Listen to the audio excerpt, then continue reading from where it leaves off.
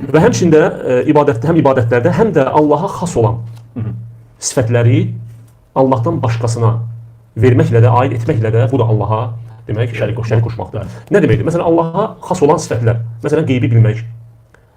Bildiyimiz kimi, yəni Uca Allah Quran-Kərimdə buyurur ki: "Qul la ya'lamu men fi's-semawati vel-ardi el-ghayba illallah."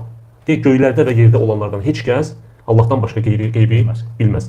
Və əgər bir insan, yəni bu xüsusiyyət, yəni burada eşən qədər qeyb deyildi, məsələn, sehirbazların, kahinlərin gələcəkdən xəbər vermələri. Bəli, gələcəkdən və yaxud keçmişdə nəsə olub insan həyatına bağlı və yaxud hal-hazırda olmayan, uzaqda olan bir insan barədə xəbər verir ki, məsələn, bu insan belədir və s. Yəni bunlar hamısı qeybə daxildir. Yəni insanın öyrənməsi, bilməsi mümkün olmayan, ondan qeyb sözünün mənası nədir? Qeyb sözündən. Yəni insan bilmədiyi bir şeyi əsasən ən çox gələcəyə aid olur, gələcək barədə.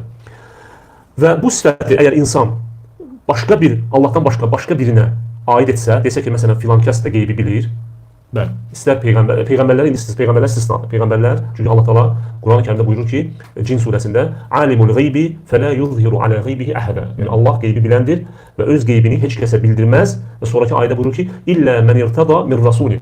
Yalnız razı qaldığı peyğəmbərlərdən başqa "Fəinnehu yasluku min beyni yadihi və min xalfihi rasada." Və o peyğəmbərlərin də önündən və arxasından gözətçilər qoyur. Allah yəni qeybə başqa bir şey aid etməz. O peyğəmbərlər də Allahın onlara öyrətdiyini bilir. Onlar əlavə bilə bilməz. Heç vaxt bu peyğəmbərlər Allah Teala onlara, necə ki bizim peyğəmbərimiz sallallahu əleyhi və səlləm, həmçinin digər peyğəmbərlər müəyyən hadisələri, gələcəkdə baş verən müəyyən hadisələri Allah Teala onlara öyrədib ki, bildirib ki, onların peyğəmbərliyinin möcüzəsi olaraq, möcüzə olaraq.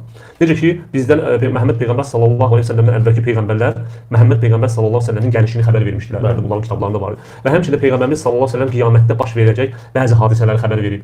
Hətta peyğəmbərimiz sallallahu əleyhi və səlləm özü də bir çox şeyləri bilməyib. Yəni Allah ona xəbər verməsə bunu bilməz. Necə ki peyğəmbərimiz sallallahu əleyhi və səlləm Allah özü Quranda peyğəmbərimiz sallallahu əleyhi və səlləmə xitab edərək bildirir ki: "Qul la a'lamu qul la amliku li nafsi naf'an və la darran illa ma sha Allah." Mən özümə Allahın istədiyindən başqa nə bir zərər, nə də bir xeyir verə bilmərəm. "Qul la amliku li nafsi darran və la naf'an illa ma sha Allah." وَلَوْ كُنْتُ أَعْلَمُ الْغَيْبَ لَاسْتَكْثَرْتُ مِنَ الْخَيْرِ وَلَوْ كُنْتُ أَعْلَمُ الْغَيْبَ لَاسْتَكْثَرْتُ مِنَ الْخَيْرِ Əgər mən qeybi bilsəydim, o zaman özümə xeyri çoxaldardım. Ancaq xeyri götürən zərər mənə toxunmaz. Ona görə də Peyğəmbər sallallahu əleyhi və səlləm hətta belə deməli qeybi hamısını bilmir. Bəzi şeyləri Allah Teala onlara xəbər verir. Ona görə də qeyb, məsələn, misal gətirir biz Allaha xas olan bir sifətli qeybi bilmək və əgər bir insan iddia eləsə ki, peyğəmbərlərdən başqa kimsə, imamlarım və s. Hətta indi övliyalar və s. deyirlər ki, qeybi bilir desək, bəli, artıq bu demək Allaha şərik qoşmaq olur.